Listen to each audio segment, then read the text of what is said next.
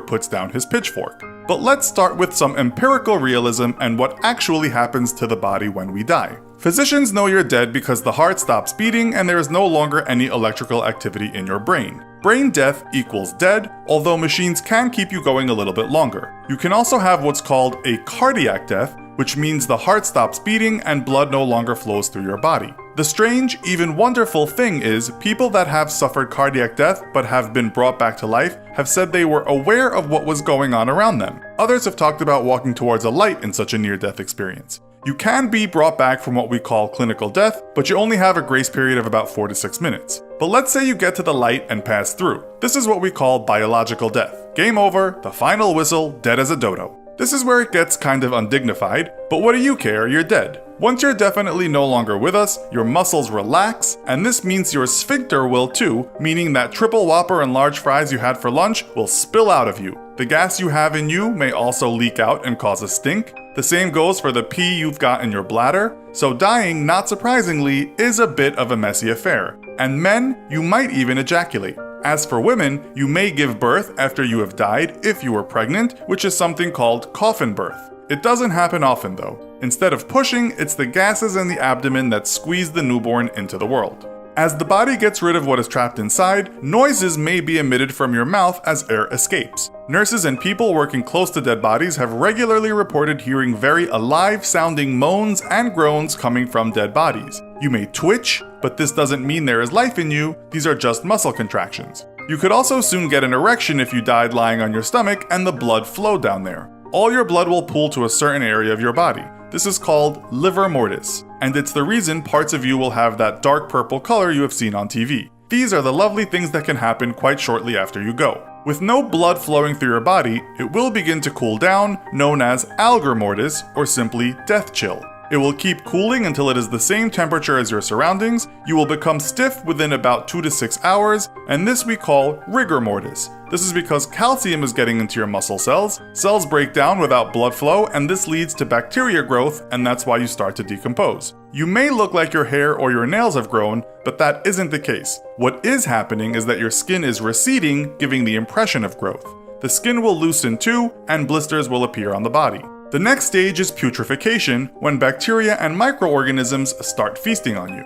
You'll soon start to stink as bad as anything you could have imagined while you were alive. One person described the smell as rotten eggs, feces, and a used toilet left out for a month times 1,000. It is unholy. Soon everything that is soft becomes liquefied, with things like bones, cartilage, and hair remaining strong. You're already well on your way to decomposing by the time you are being put in the ground, but if embalmed and buried, decomposition could be a slow process. Left above ground, you'll be a liquefied mess within about a month, feasted on by insects, maggots, plants, and animals. Underground, some experts say it might take 8 to 12 years before you are reduced to nothing but a skeleton. After around 50 years, even your bones will become part of the earth.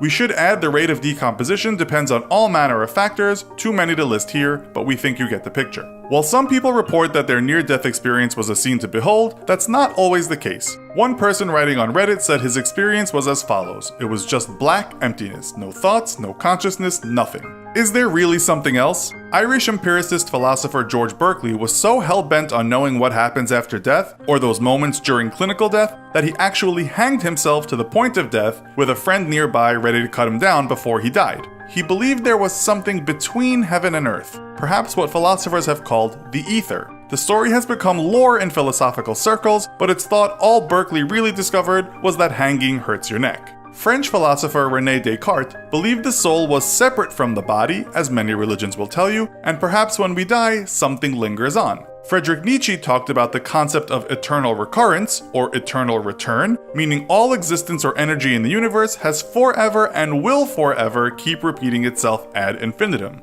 You live the same life again and again forever. Now, doesn't that make you want to live well? Here we can make similarities to the Buddhist belief of the Wheel of Samsara, wherein all souls or lives will begin a cycle again after death, except not the same exact life. something we call reincarnation, which some people say is connected to what we sometimes call deja vu. Buddhists believe we can end this vicious cycle if we can become truly enlightened, therefore achieving nirvana. Or do we make our way to heaven after our bodies stop working, tipping our cap to St. Peter at the pearly gates, hoping he won't deny us entrance for stealing that candy bar when we went on a school trip to Niagara Falls? Will we be taken into paradise, a place replete with excellent foods and gorgeous maidens that make your dead knees go weak? Or will we simply seed the earth, our souls nothing more than a worldly fancy that took our minds off our cosmic insignificance and the feeling of futility that we sometimes experience here on terra firma? While this video was pretty grim, let's for a second step away and think about your life now and how you can make it better.